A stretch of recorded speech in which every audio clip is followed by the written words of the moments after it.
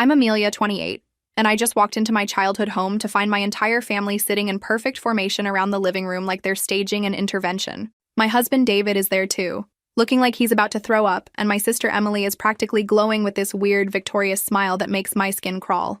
"Daughter, sit down.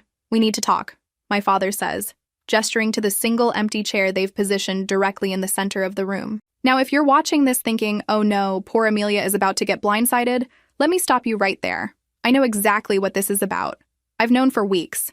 But here's the thing about being the responsible daughter your whole life. People assume you're naive, not strategic. Where are you watching from today? Drop your location in the comments below and hit that like and subscribe button if you've ever felt underestimated by your own family.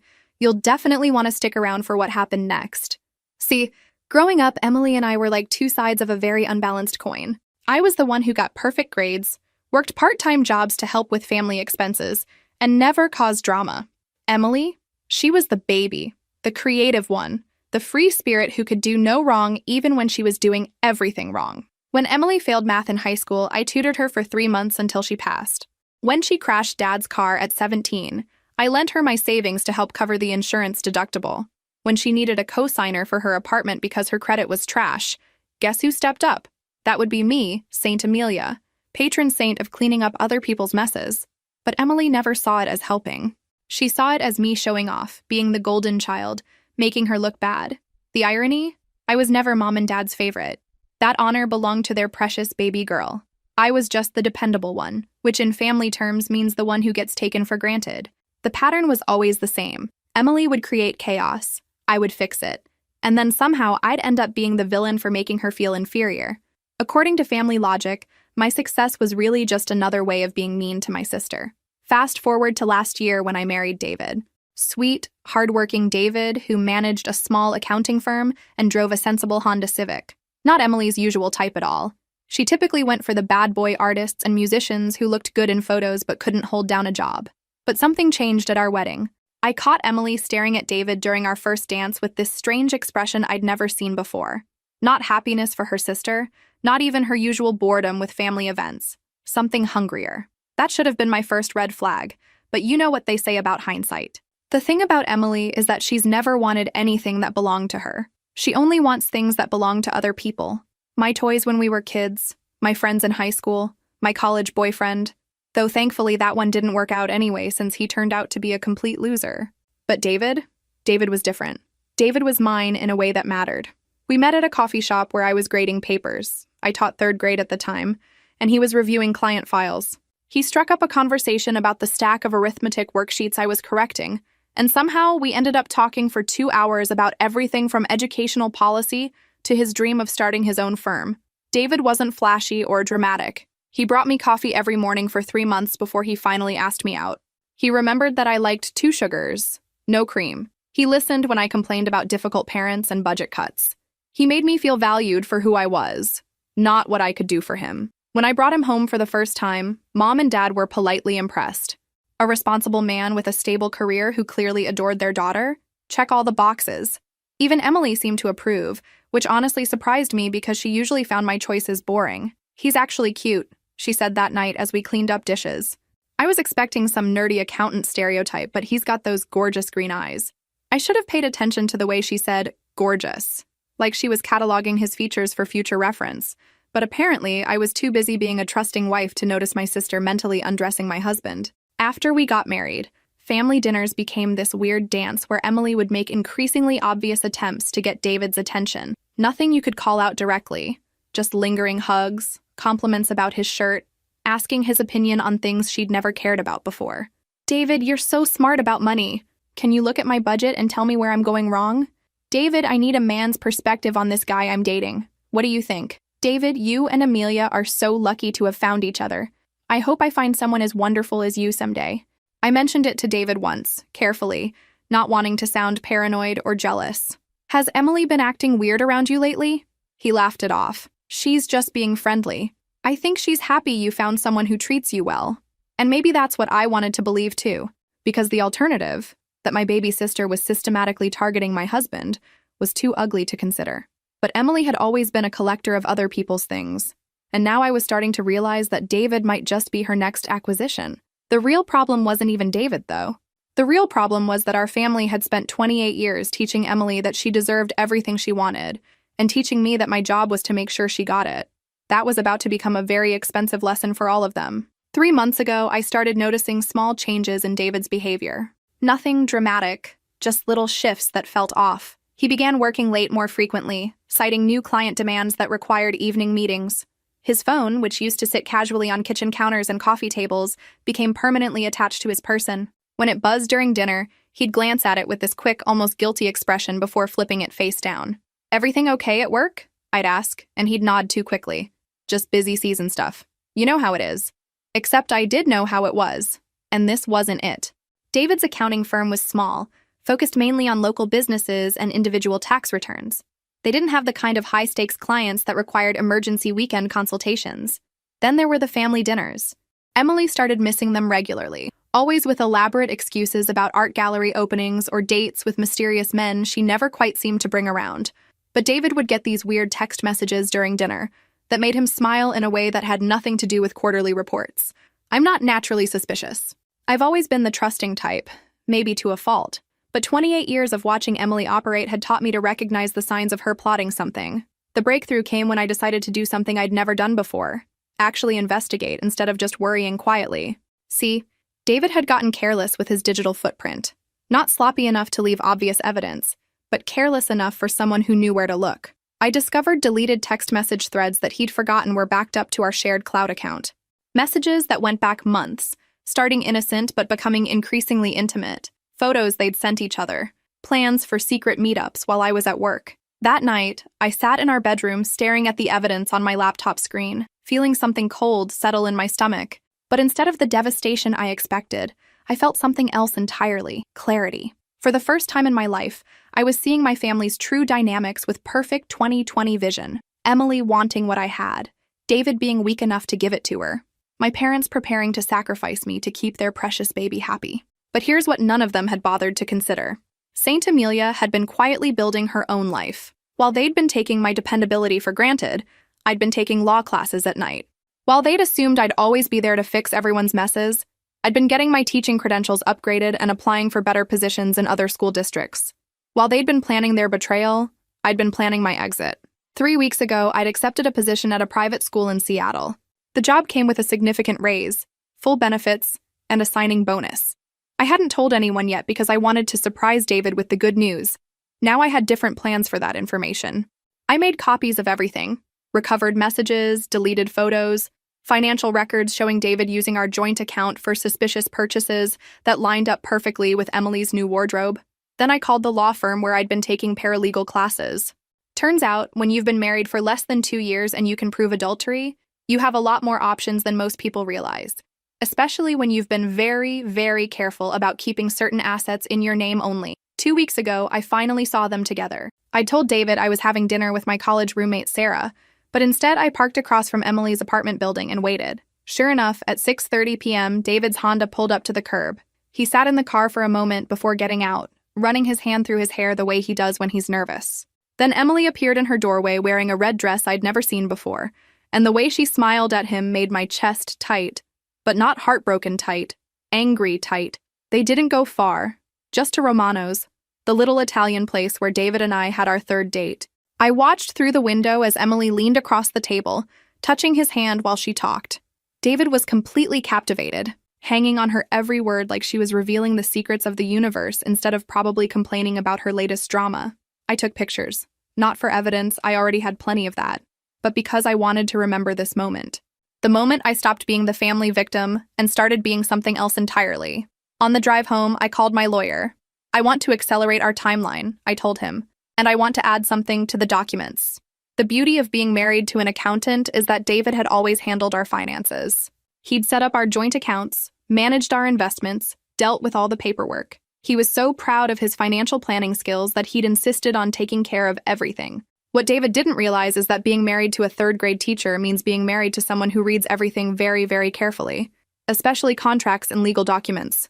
All those papers he'd asked me to sign over the past 2 years, the ones he'd explained as just standard stuff for tax purposes, I'd read every single word, and I'd been very strategic about which ones I actually signed versus which ones I modified slightly before signing. Turns out, my teacher's salary might be modest, but my grandmother's life insurance policy that I'd inherited and invested wisely was anything but modest. The same inheritance I'd used to help David start his business, which, according to our carefully crafted paperwork, made me the primary stakeholder in his accounting firm. David thought he owned his business.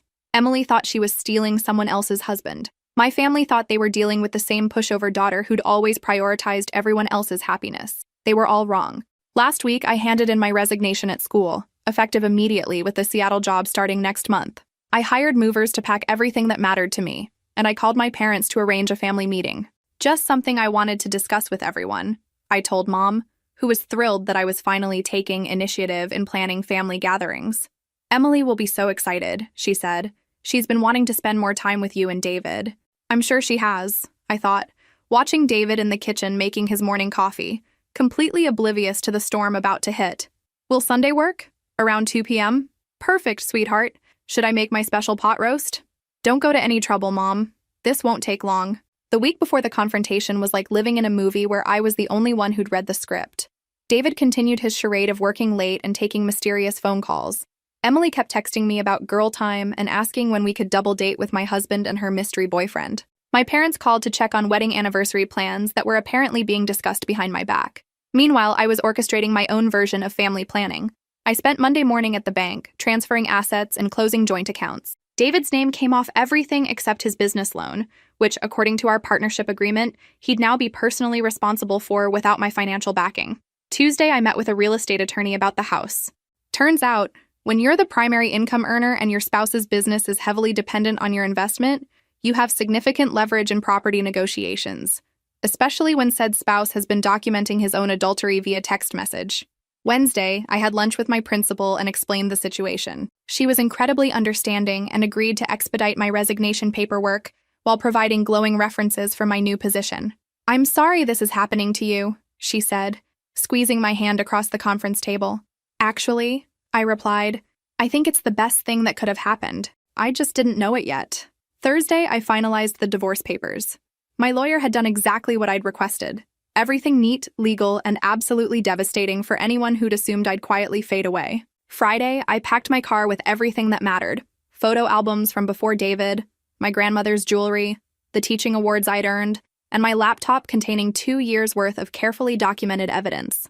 But the most important thing I packed was something nobody else would have noticed. The small leather notebook where I'd been recording every lie, every excuse, every family conversation where someone had dismissed my feelings or minimized my worth. It was during one of my regular coffee dates with our family friend Margaret that I learned the final pieces of their plan. Sweet Margaret, who'd known our family for decades and had no idea she was revealing the conspiracy. She casually mentioned how my parents had been asking her advice about delicate family situations, and whether I seemed emotionally stable enough to handle difficult news. 28 years of being everyone's afterthought had taught me to pay attention to details that others missed. I'd been keeping score without even realizing it. The notebook contained patterns that would have made my psychology professor proud. Emily's escalating boundary violations, David's decreasing emotional availability, my parents' increasing pressure for me to understand Emily's needs and support David's business growth. It was like watching a coordinated campaign designed to isolate me from my own life. Sunday morning, I woke up feeling calmer than I had in months. David was already gone, probably meeting Emily for brunch before their performance this afternoon. I made myself a perfect cup of coffee, using the expensive beans I'd always saved for special occasions, and sat on our back porch watching the sunrise.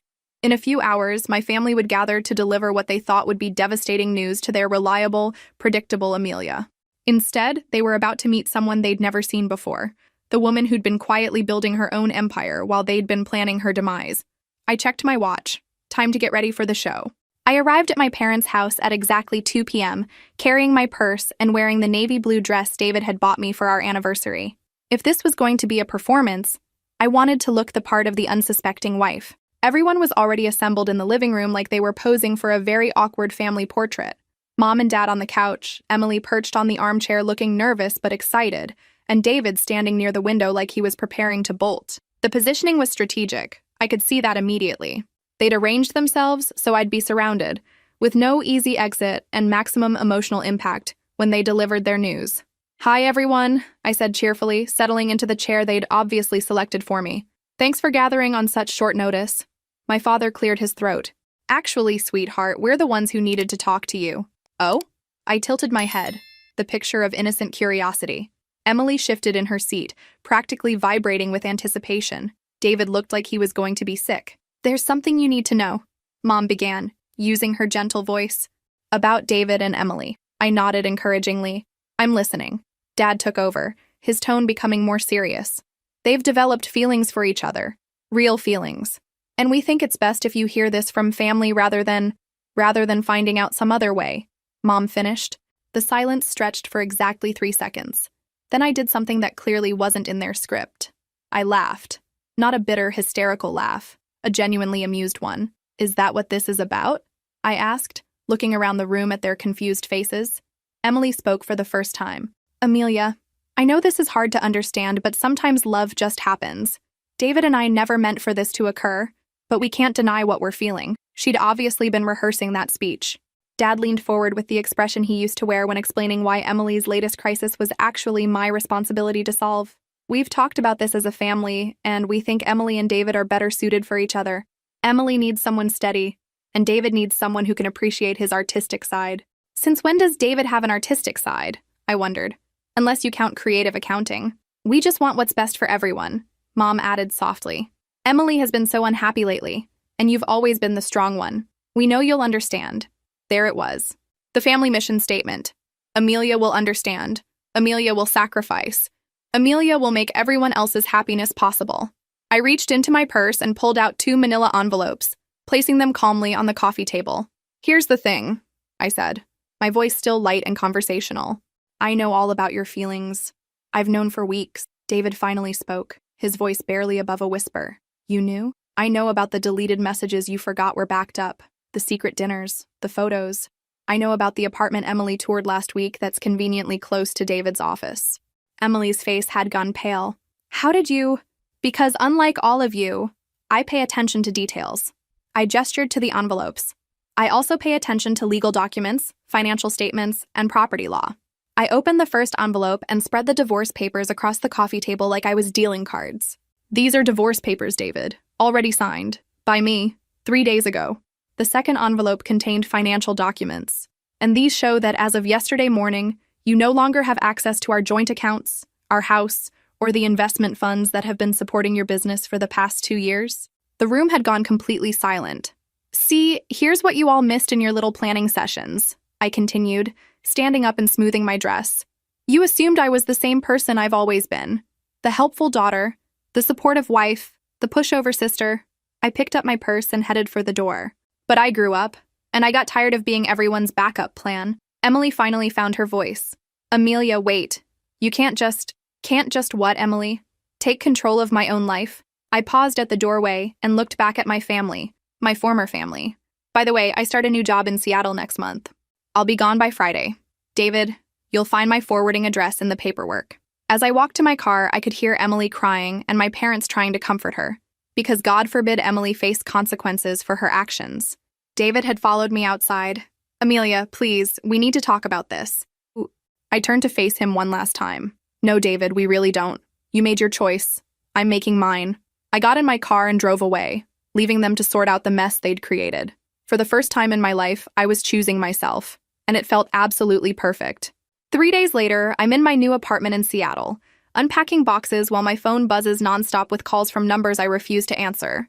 The view from my living room window shows the Puget Sound, and honestly, it's a significant upgrade from staring at David's collection of motivational posters about fiscal responsibility. The apartment itself is a revelation. 2 bedrooms, hardwood floors, and a kitchen island I can actually cook on instead of David's efficiency-obsessed galley setup.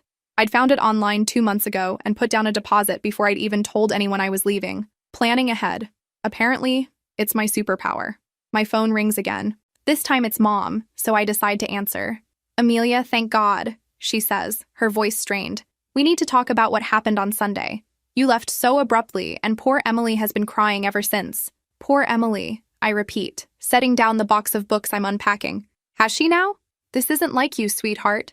You're usually so understanding, so forgiving. Your father thinks maybe you need some time to process, but Emily is heartbroken about how this affects your relationship.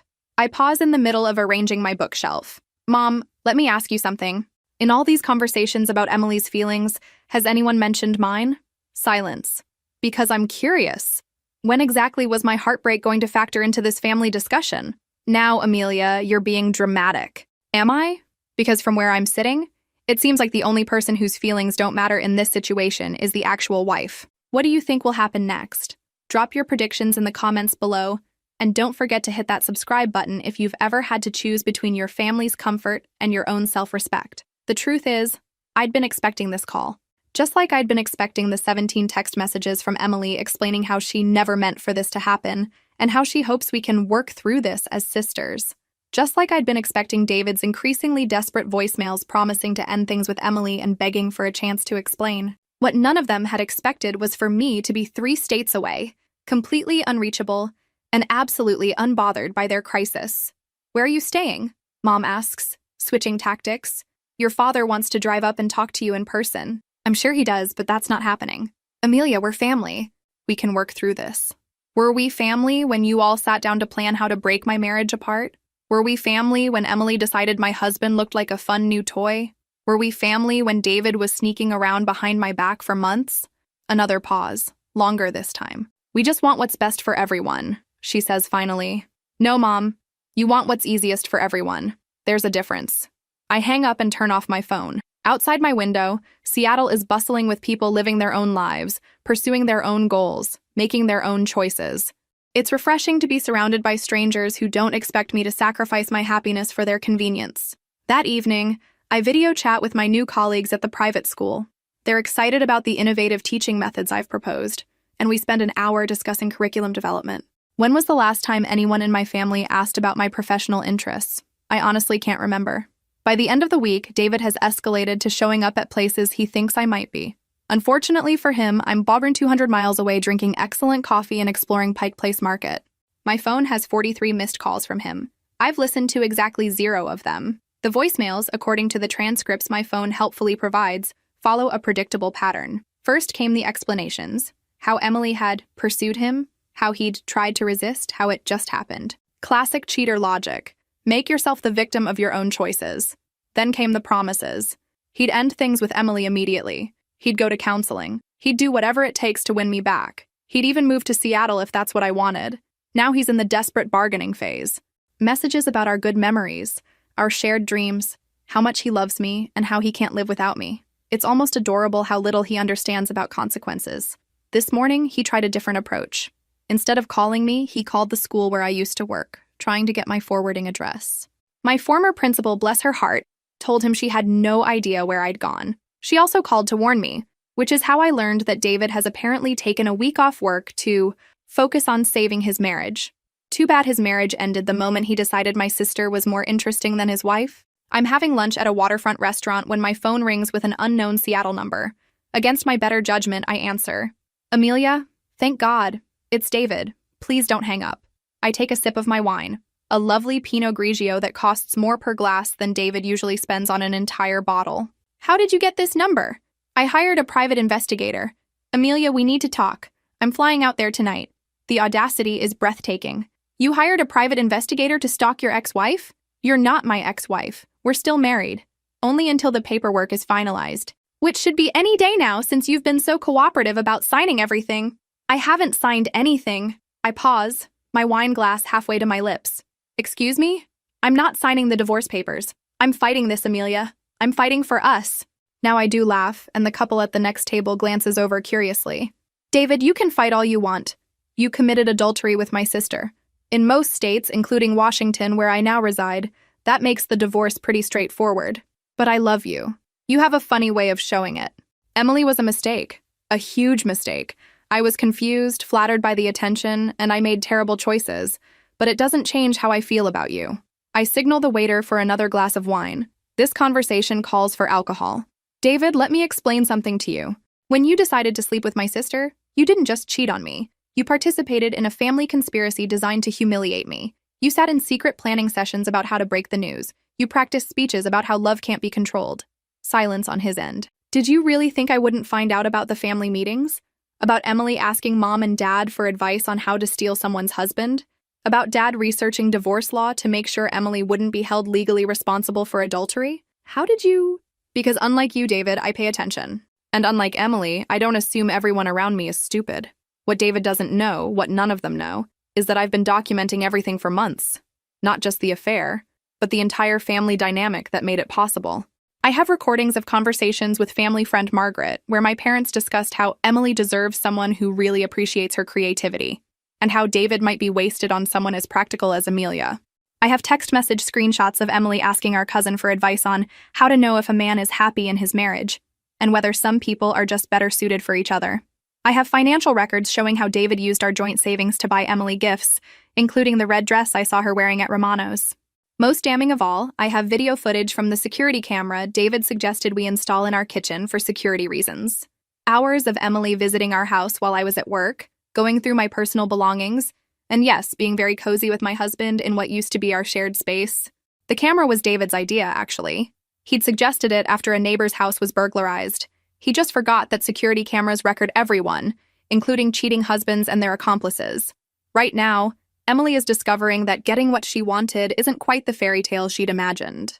According to my mother's increasingly frantic calls, which I've started answering just for entertainment value, Emily had expected to step seamlessly into my life. She'd pictured romantic dinners in my house, sleeping in my bed, playing house with David while everyone celebrated their great love story.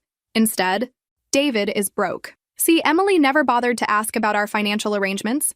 She assumed that because David owned an accounting firm, he must be wealthy. She didn't know that his business was entirely dependent on the investment capital I'd inherited from my grandmother. She also didn't know that I'd been gradually withdrawing that support over the past month, transferring assets and closing accounts while David was too distracted by his affair to notice. The house, in my name, thanks to a carefully crafted prenuptial agreement David had signed without reading thoroughly. You'd think an accountant would be more careful about financial documents, but apparently love makes people careless about paperwork. The car payments? Automatically deducted from an account that no longer exists. The business loan? Now David's personal responsibility, with no co-signer and no financial backing. Emily thought she was winning a prize. Instead, she got a cheating ex-husband with a failing business and a mountain of debt. My phone buzzes with a text from my cousin Rachel, who's been keeping me updated on the family drama. Emily's moving back in with your parents. David's been sleeping on their couch for 3 days. Your mom asked me if I thought you'd consider family counseling. I respond, tell Mom I'm considering getting a restraining order if they don't stop calling. That afternoon, I receive an email from David's business partner, someone I've known for years. He's professional, but direct. David missed 3 client meetings this week, and they're concerned about the firm's stability. Would I be willing to discuss the transition of my investment? I forward the email to my lawyer with a note. Please handle this. I want clean separation from all of David's business obligations. 20 minutes later, my lawyer calls back. This is more serious than we initially thought. His business partner is essentially asking if you're planning to bankrupt the firm by withdrawing your support. I'm not planning to do anything except protect my assets. If David can't run his business without my money, that's his problem to solve. The partner is offering to buy out your stake at a significant premium. He wants to preserve the firm. I consider this while watching ferries cross the sound outside my window. Counteroffer. I'll sell, but I want first right of refusal if they ever decide to sell the firm itself. And I want all client contracts that mention my name or my investment to be voided immediately. You're essentially ensuring David has no claim to your contributions. That's exactly what I'm ensuring. By evening, I have a cashier's check for more money than David made in 2 years. His business partner was motivated. Apparently, David's meltdown is affecting their reputation with clients. I deposit the check in my new Seattle bank account and make a mental note to send Emily a thank you card. Her selfishness just made me financially independent. 2 weeks into my Seattle life, I'm settling into routines that feel more authentic than anything I experienced in my marriage. Morning coffee at the local cafe where the barista knows my order. Evening walks through Pike Place Market. Weekend hiking trips to places with names like Snoqualmie Falls and Mount Rainier. I'm also making friends. Real friends who met me as Amelia the teacher, not Amelia the wife or Amelia the responsible daughter. There's Sarah from the yoga studio, Marcus who teaches at the school with me, and Janet, my neighbor, who's been showing me the best spots for weekend brunches.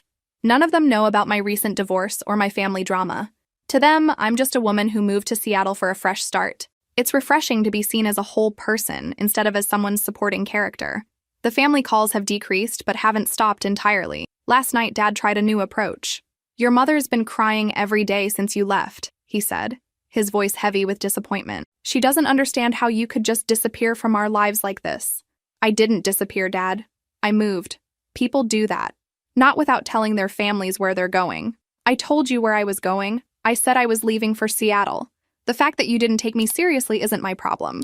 But you didn't give us a chance to work things out. Emily made a mistake, but she's family. David made a mistake, but marriage is about forgiveness. I pause in the middle of watering my new plants. Succulents that can survive even if I forget about them sometimes. Unlike the high-maintenance orchids David always insisted we keep. Dad, let me ask you something. If I had cheated on David with Emily's boyfriend, would you be calling him right now asking him to forgive me for the sake of family? Long pause. That's different. How? You're not the type of person who would do that. Exactly. I'm not the type of person who betrays people I'm supposed to love. So why are you asking me to accept that behavior from people who claim to love me? Because family means working through difficult situations. No, Dad. Family means not creating difficult situations by sleeping with your sister's husband. I hang up before he can respond. The truth is, I'm not angry anymore. Angry would imply that I expected better from them, and I've realized that I was setting myself up for disappointment by expecting them to value me the way I valued them. Emily has always been selfish. David has always been weak. My parents have always prioritized Emily's feelings over mine. I was the only one who changed. I just stopped accepting it. This morning, I received an unexpected visitor at school. David, looking haggard and desperate, somehow convinced the front office that he was my husband and needed to see me urgently. "You can't hide from me forever," he said when I came to the lobby. "I'm not hiding. I'm living. There's a difference. I've been calling you for weeks. And I've been ignoring you for weeks. Some might call that a pattern." He looked around the lobby, taking in the expensive artwork and modern furniture of my new workplace. "This is a nice school. Much nicer than where you used to teach." "Yes, it is. Turns out when you stop accepting whatever scraps people offer you, better opportunities become available. I drove 18 hours to get here, Amelia. The least you can do is hear me out." I checked my watch. "You have 5 minutes." I ended things with Emily completely. "I moved out of your parents' house. I'm in counseling. I'll do whatever it takes to prove that I'm serious about fixing this." "David, you can't fix this. This isn't a problem to be solved. It's a choice you made. You chose Emily over me. You chose deception over honesty. You chose to participate in humiliating me. There's no undoing those choices. But I love you." "No, you don't. You love the idea of me. The wife who made your life convenient, who supported your business, who never questioned your choices. But the actual me? The woman with her own thoughts and feelings and boundaries? You never bothered to get to know her." Security was approaching. Apparently my raised voice had attracted attention. "If you love me," I said quietly, "sign the divorce papers and let me move on with my life." For the first time since this whole mess started, David looked like he finally understood that I was serious. "What if I can't let you go?" he asked. "Then you'll discover that what you can't let go of was never yours to begin with." The final confrontation happened 3 weeks later, and it wasn't with David. Emily showed up at my apartment unannounced on a Saturday morning, having somehow convinced our cousin Rachel, who'd been close to Emily since childhood and apparently still felt some misguided loyalty to her, to give her my address. I opened the door to find her standing in my hallway, looking smaller and less confident than I'd ever seen her. "We need to talk," she said without preamble.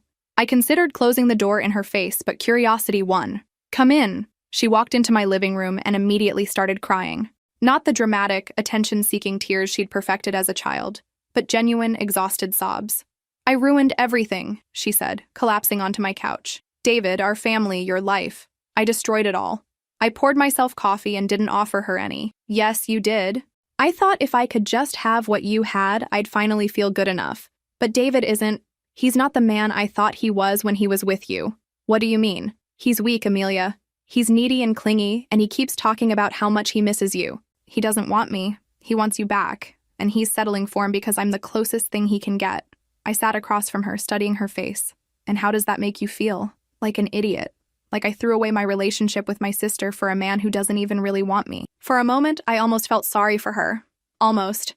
But then I remembered 28 years of this exact pattern. Emily creating chaos, facing consequences, and expecting me to fix everything. "Emily, can I ask you something? When did you decide you wanted David?" She wiped her nose with her sleeve. "At your wedding? Watching you dance with him, seeing how happy you looked. I wanted that.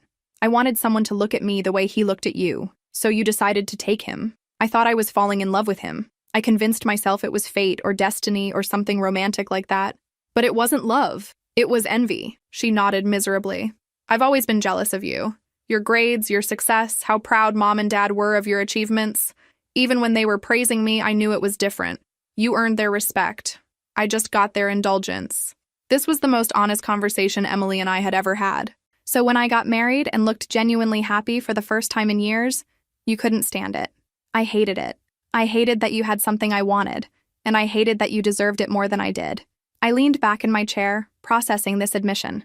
Emily, do you understand that David was never the real prize? What do you mean? The prize was the life I built for myself, the respect I earned through my work, the financial security I created through careful planning, the relationship skills I developed by being a decent human being. David was just David, a person who happened to be part of that life. I don't understand. You can't steal someone else's happiness, Emily. You can only steal the things that represent their happiness, and those things are worthless without the foundation that created them. She looked around my apartment, the view, the nice furniture, the evidence of a life well lived. You seem happy here. I am. Happier than I've been in years. Without David? Because I finally stopped waiting for other people to decide what I deserve. We sat in silence for a few minutes while Emily continued crying quietly. Is there any chance you could ever forgive me? She asked finally. I considered the question seriously. I don't know. But Emily, even if I could forgive you, I don't think I could ever trust you again. And without trust, what kind of relationship would we have? So this is it? We're just never going to be sisters again? We were never really sisters, Emily. We were just two people who happened to grow up in the same house. Sisters protect each other. Sisters celebrate each other's successes. Sisters don't systematically try to destroy each other's lives. She stood to leave, looking defeated in a way that might have moved me a few months ago. For what it's worth, she said at the door, I'm proud of you. For the first time ever, you chose yourself over everyone else's feelings. I always thought you were weak, but leaving us took more strength than I'll ever have. After she left, I sat on my balcony watching the water and thinking about forgiveness. Maybe someday I would forgive Emily and David and my parents. But forgiveness would be for my benefit, not theirs. And it wouldn't mean letting them back into my life. Some bridges are meant to be burned. 6 months later, I'm preparing for my first Thanksgiving in Seattle. Instead of driving home to manage family drama and walk on eggshells around everyone's feelings, I'm hosting dinner for my chosen family. Sarah, Marcus, Janet, and a few other friends who've become more supportive in 6 months than my blood relatives were in 28 years. My phone rings while I'm prepping vegetables. It's an unknown number with my hometown area code. Usually I'd let it go to voicemail, but something makes me answer. Amelia, it's Rachel. My cousin sounds hesitant, which is unusual for her. Hey, Rachel, everything okay? I wanted to update you on the family situation. I know you've been avoiding their calls, but I thought you should know what's been happening. I pause in my chopping. I'm listening. David's business partner bought him out completely last month. Apparently, David's been too unreliable to maintain client relationships. He's working for someone else now, much smaller salary. And Emily? Moved to Portland. She's working at an art gallery there, trying to find herself, according to your mom. They broke up months ago. How are mom and dad handling all this? Rachel sighs. Not well. They keep talking about how they lost both daughters and how they don't understand what went wrong. Your mom asked me to call you, actually. She wants to know if you'd consider coming home for Christmas. I look around my apartment, at the life I've built from nothing, at the evidence of choices made for my own happiness rather than everyone else's convenience. Tell mom I already have plans for Christmas. With people who actually appreciate having me around. She's been crying a lot, Amelia. She misses you. Then she should have thought about that before she helped plan my humiliation. After I hang up, I realize something profound. I don't feel guilty about their sadness anymore. Their feelings are no longer my responsibility to manage. At dinner that evening, Janet raises her wine glass for a toast. To second chances and new beginnings. To choosing yourself, Sarah adds. To discovering you're stronger than you ever imagined. Marcus chimes in. We clink glasses, and I feel something I've never experienced before. Complete contentment with my own choices. Later, as my friends help clean up, Sarah asks, do you ever regret it? Walking away from your whole family? I consider the question while loading the dishwasher. No, I regret that it took me so long to realize I deserved better, but walking away? That's the best decision I've ever made. What would you tell someone in a similar situation? That you're not responsible for other people's happiness at the expense of your own? That family is supposed to add to your life, not subtract from it? And that sometimes the most loving thing you can do is let people experience the consequences of their choices. As my friends leave, hugging me goodbye and making plans for next weekend, I realize something that would have shocked the old Amelia. I am genuinely happy. Not the complicated, conditional happiness I used to feel when everyone else was satisfied. Not the anxious relief of successfully managing everyone's emotions. But pure, uncomplicated joy in my own life. I've built something beautiful here. A career that challenges and fulfills me. Friendships based on mutual respect rather than obligation. Financial independence that nobody can take away. A space that reflects my own tastes and choices. If this story resonated with you, make sure to hit that like and subscribe button. Drop a comment telling me about a time you had to choose between your family's comfort and your own happiness. Sometimes the most powerful thing you can do is simply refuse to accept what everyone else thinks you deserve. David texts me occasionally, usually late at night, usually apologizing or reminiscing about good times we supposedly had. I don't respond anymore. Not out of anger, but because I genuinely have nothing to say to him. He's become irrelevant to my life, which is probably the most devastating outcome he could have imagined. Emily sent me a birthday card last month. Inside, she'd written, "I know you probably won't want to hear from me, but I wanted you to know that leaving was the best thing that ever happened to you. You look happier in the photos Rachel shows us than you ever looked when you were trying to make us happy." She was right. I had been trying to make them happy for 28 years. Now I'm making myself happy, and the difference is extraordinary. Sometimes people ask if I'm lonely without my family. The truth is, I was lonelier when I was with them than I've ever been on my own. Being surrounded by people who don't value you is infinitely more isolating than being alone with your own worth. I never thought I'd be the woman who walked away from everything familiar to start over.